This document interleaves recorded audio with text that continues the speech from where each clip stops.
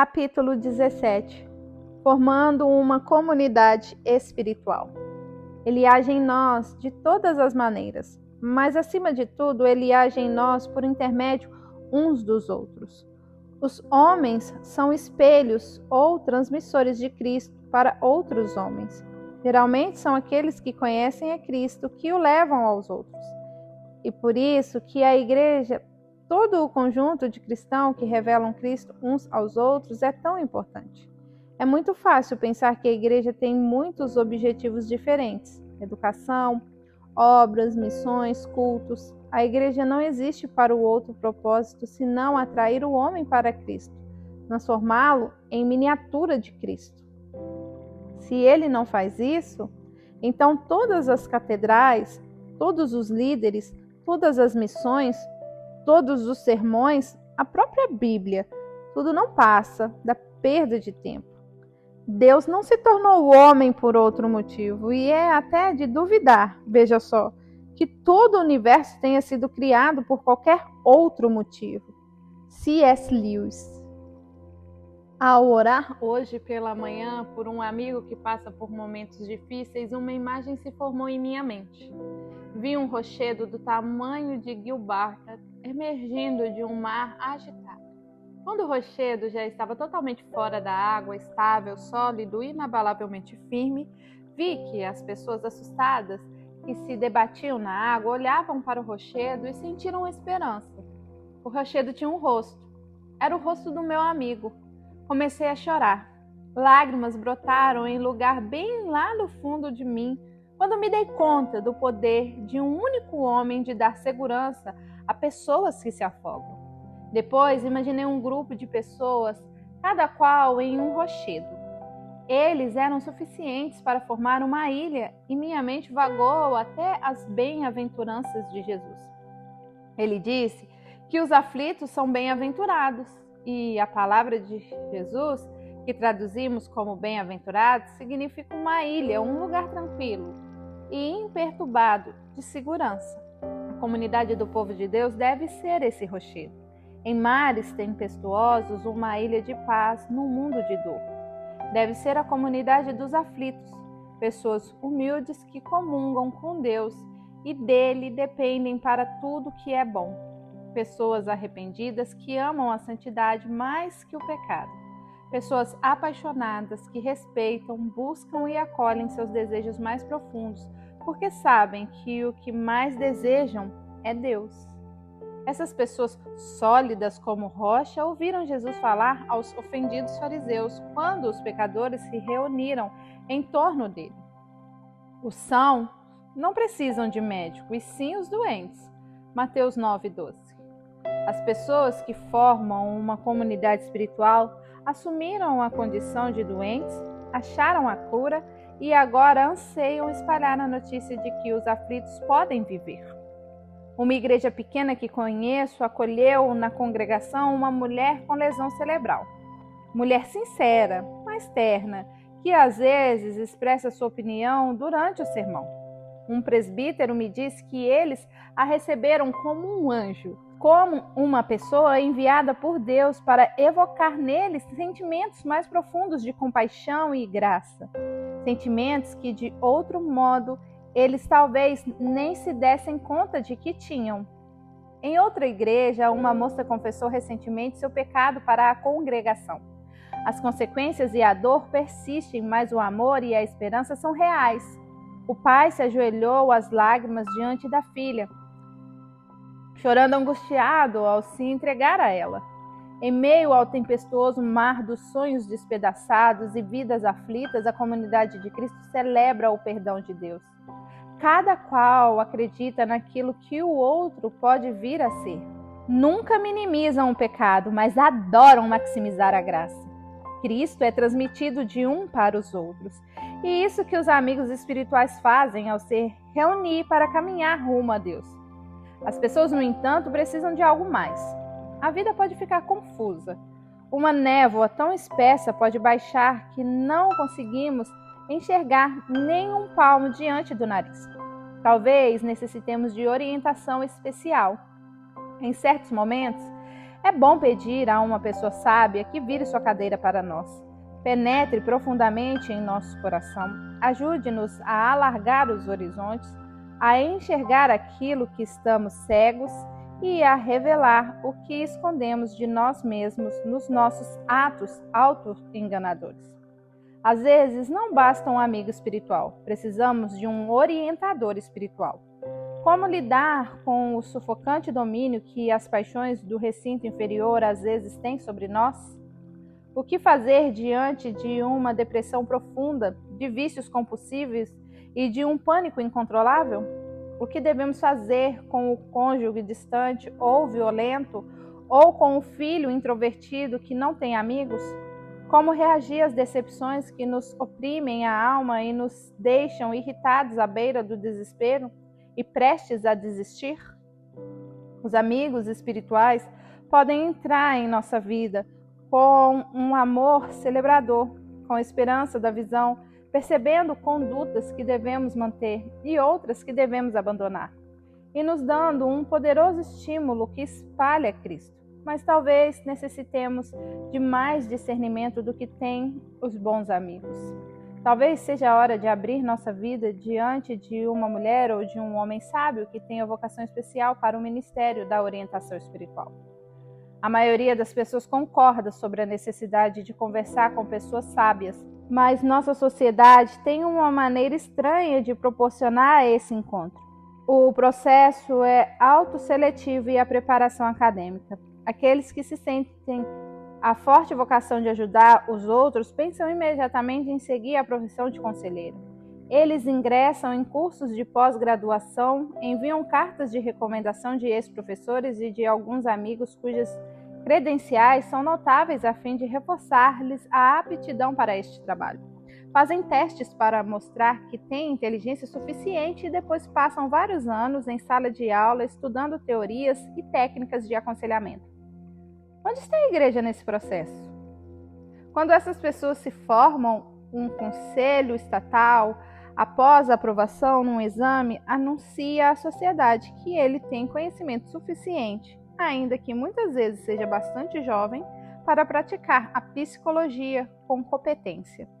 E eu acredito que tenha mesmo, mas quando passo por momentos de dificuldade, não quero que um técnico venha aplicar princípios psicológicos à minha vida. Quero um santo espiritual sábio e experimentado que possa examinar a minha alma e, analisando tudo o que há nela, me orientar para Deus. A competência para tratar das almas e curá-las, para nutrir a obra do Espírito na vida de outra pessoa, depende primeiramente da maturidade espiritual, da profundeza da comunhão do conselheiro com Deus. As pessoas que sentem vocação para desenvolver esse trabalho precisam mais do que meramente ser aceita por comissões de seleção nos programas de pós-graduação. Devem ser confirmadas por uma comunidade piedosa que ateste que essa pessoa tem vocação de fato. A competência para tratar e curar almas depende de uma familiaridade profunda e crescente com tudo o que Deus revelou sobre a vida e as pessoas e sobre o que está errado em nós e o que Ele está fazendo a respeito. A comunidade espiritual não é meramente uma comunidade acadêmica, é o local adequado para a formação dos orientadores espirituais. A sociedade ocidental dividiu erroneamente o território em problemas espirituais e problemas psicológicos. Indicamos pastores e bons cristãos para lidar com os problemas do primeiro tipo. Eles oram, discutem passagens bíblicas, aplicam princípios bíblicos e alimentam a nossa fé. O outro profissional são chamados caso o problema seja considerado psicológico, algum distúrbio emocional ou relacional, que a oração e a exortação bíblica parecem não conseguir resolver. Consideremos esses problemas doenças e distúrbios da mente, coisas que só terapeutas podem tratar. Isso, contudo, constitui um erro. O problema psicológico são, na essência, problemas espirituais. As pessoas acometidas precisam de aconselhamento espiritual. Determinados sintomas podem revelar algum problema físico, caso em que nem o terapeuta nem o pastor pode ajudar, só um médico. Mas o aconselhamento espiritual é frequentemente considerado um discipulado estruturado. mais superficial. Memorize esse versículo, ore mais, pare de fazer isso e não deixe de frequentar a igreja. Para mim, o aconselhamento espiritual ou orientação espiritual faz tudo o que hoje supomos que só possa ser feito na psicoterapia. Sonda as trevas dos nossos corações enganosos e resguardados, o recinto inferior. Procura a vida que sobreviveu a terríveis ataques, o recinto superior. Penetra as profundezas da dor e da agonia, os remidos de Romanos 8, e proporciona um relacionamento que cura, o estímulo ao amor e às boas obras de Hebreus 10, 24. A escolha não é entre psicoterapia e orientação espiritual. É sim entre independência e comunidade. É uma escolha entre caminhar sozinho por medo e orgulho ou caminhar rumo a Deus em grupo. Com o amor dos amigos espirituais e a especial sabedoria dos orientadores espirituais. Há quase 20 anos leciono aconselhando em cursos de pós-graduação. Estou sinceramente convencido de que faríamos bem em destacar o vocabulário do profissionalismo, deixando de falar em pacientes, diagnósticos, tratamentos e psicoterapia. As mesmíssimas questões seriam tratadas de modo melhor e mais eficiente se falássemos, em vez disso, de almas desconectadas de Deus, de si mesmas e de outros, de tratamento e cura da alma, de discernimento espiritual acerca do funcionamento da dinâmica da carne e da dinâmica do espírito, da amizade espiritual e a orientação espiritual. A expressão orientação espiritual traz alguns problemas. Não quero sugerir que o orientador tenha a autoridade de dizer o que a outra pessoa deve fazer. Sugiro sim que essas palavras denotam um santo maduro agraciado com a vocação de servir aos outros, indicando o caminho para Deus. Quem dá instrução sobre o par ideal para casar, sobre que passagem ler e sobre quantos dias se deve jejuar, anda em terreno perigoso.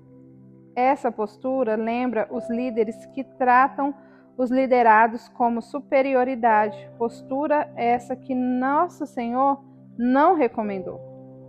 Porém, nenhum outro termo parece trazer menos problemas.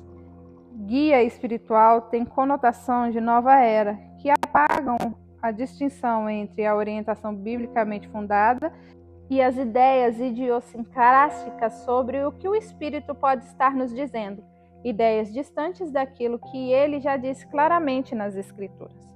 Terapeuta, palavras excelentes em razão de seu significado histórico de ministro, carrega uma noção muito forte de conhecimento adquirido pelo estudo acadêmico.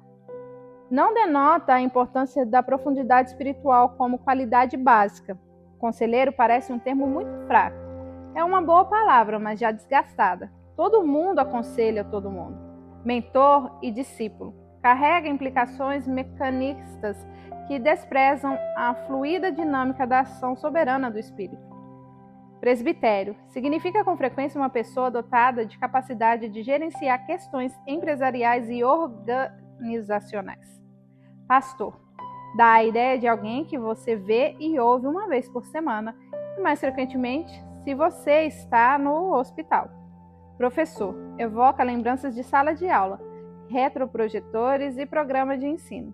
Ministro. É a palavra que mais se aproxima e talvez servisse, mas com ressalvas. Voto na expressão orientador espiritual. Estamos numa jornada. A vida é uma jornada rumo a uma terra que ainda não avistamos, por um caminho que às vezes não conseguimos localizar. É a jornada da alma rumo ao seu destino, à sua casa. Orientadores espirituais são homens e mulheres que conhecem o Espírito, que confiam no Espírito, que vivem em virtude da vocação, dos dons e da autoconsciência. Conseguem analisar o funcionamento da alma humana e orientá-lo rumo ao seu fim. Leem muito, talvez tenham formação em aconselhamento, talvez, e quem sabe isso seja até melhor, em literatura ou filosofia. Talvez tenham pouca educação formal, amam as Escrituras, reverenciando-as como a palavra de Deus, mas também leem romances de N. Dillard, Fyodor Dostoiévski, e John Grisham. Acima de tudo, eles não gerenciam a própria vida nem a dos outros. Vivem como místicos sensíveis à realidade de Cristo neles, ancorados na realidade de que estão em Cristo. São pessoas que oram. A instrução que mais valorizam provém de homens e mulheres piedosos. Quem sabe professores, quem sabe pastores, quem sabe encanadores ou costureiras, pessoas que lhes falaram sobre oração, sobre a Trindade, sobre a adoração e sobre a graça. A informalidade da instrução que eles mais valorizam lhes ensinou a jamais seguir fórmulas, jamais praticar o aconselhamento. Instintivamente ou intuitivamente se relacionam com as pessoas segundo o Espírito os orienta. Não são muitas as pessoas que têm acesso a um orientador como este, mas o contato com um orientador espiritual pode ajudar muitas e muitas pessoas, como Maria. Maria é hemofílica. Ela é solteira, na faixa dos 50 anos e vive desesperadamente só. Luta contra um problema de fadiga crônica que os médicos não conseguiram diagnosticar e se sente pouco à vontade com a maior parte das pessoas. Vez por outra tem uma sensação de liberdade ao lado de determinadas pessoas, mas geralmente prefere estar só. Para Maria, a igreja é monótona e chata, lembrando mais uma censura do que um copo de água fresca. Na escola dominical, o professor começava com uma oração cujos pedidos raramente são pessoais, nunca arriscados, e a prédica é baseada em formas. Você faz isso e Deus faz aquilo. Ela sabe que isso não funciona. De quando em quando Maria entra em depressão, às vezes tão grave que a obriga a tomar medicamentos. Outras vezes sente uma fortíssima tentação de tomar um avião para uma cidade grande e fazer sexo com 20 homens. Mais de uma vez teve de lutar contra ideias de suicídio. Se Maria estivesse numa comunidade espiritual, sua vida poderia ser diferente. Se ela encontrasse um lugar que, mesmo se chegasse ao fundo, lhe desse a segurança para ainda ser celebrada, acreditada, vista e tocada, viveria uma realidade diferente com ela mesma. As paixões do seu recinto superior seriam estimuladas. Maria, contudo, como a maioria de nós, nos períodos difíceis da vida, talvez precise de algo mais. Seria bom se ela tivesse um orientador espiritual com quem conversasse, talvez até diariamente durante uma semana de retiro espiritual. Quem sabe por algumas horas intensas durante alguns meses seguidos ou até mesmo semanalmente, caso as duas outras alternativas sejam impossíveis. Mas ela não tem essa opção. Maria não tem uma verdadeira comunidade espiritual. Tem apenas alguns amigos que lhe oferecem momentos de sociabilidade durante o jantar, que a convidam para cooperar com eles em projetos da igreja, que às vezes tentam consolá-la com sincera empatia e depois lhes recomendam sessões de aconselhamento ou, na impaciência deles, dizem que se conforme com os parâmetros bíblicos. Ela não conhece nenhum homem ou mulher mais velho que lhe ofereça um pouco de sabedoria ou, pelo menos, não conhece ninguém que esteja disposto a ajudá-la assim. O panorama poderia ser bem diferente. A igreja precisa de muitas coisas, mas só vai organizar essas necessidades em ordem de prioridade quando identificar objetivamente seu propósito. Seu propósito é atrair as pessoas para Cristo, espalhar Cristo para as pessoas, revelar Cristo aos outros na sua conduta. Isso só acontece numa comunidade de pessoas que caminham para Deus, apenas num grupo de pessoas que viram suas cadeiras umas para as outras. Amigos espirituais e orientadores espirituais são pessoas repletas de energia de Cristo, pessoas que viram suas cadeiras, que difundiram sua paixão umas nas outras e que convidam os outros a unir-se a elas na varanda. Mas não são muitas as pessoas, em especial os homens, que têm um amigo genuinamente espiritual. Menos pessoas ainda têm acesso a um orientador espiritual. Se o Espírito está estimulando ideias de comunidade em você, se você vem se perguntando o que pode fazer para cultivar comunidade espiritual repleta de amigos espirituais e orientadores espirituais, então eu o convido a orar comigo para ouvir os pensamentos de Deus, para ver o que Ele quer que façamos. Oro para que este livro sirva para isso. A igreja deve ser uma comunidade de amigos espirituais e orientadores espirituais que juntos caminham para Deus. Nós precisamos formar essa comunidade. O ponto de partida é a oração.